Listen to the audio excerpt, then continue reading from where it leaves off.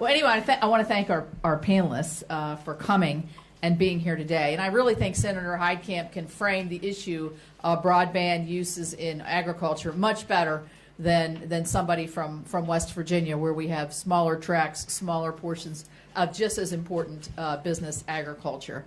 And I think she framed that portion of what we're going to talk about today, I guess in a broader sense. The reason I'm so passionate, the first opportunity I got to talk to the president was rural broadband into the infrastructure package. We convinced him of that. The problem is we didn't get the infrastructure package, but we did get $600 million in the USDA, which is going to be critical, and this part of the broadband deployment in agriculture is going to be important.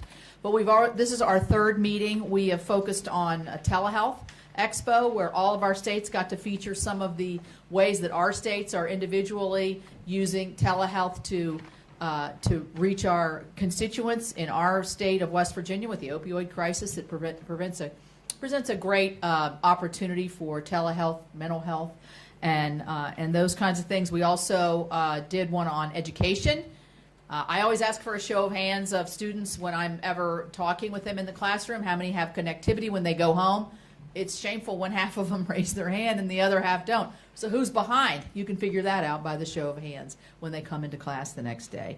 So what we're trying to do by having these meetings is to broaden our base of support. And I didn't even think about AV, autonomous vehicle tractors, with the broadband connectivity. I always still think of the person driving at the same time. Yeah, you can get all into that, John. But I think that's a very, very exciting prospect here.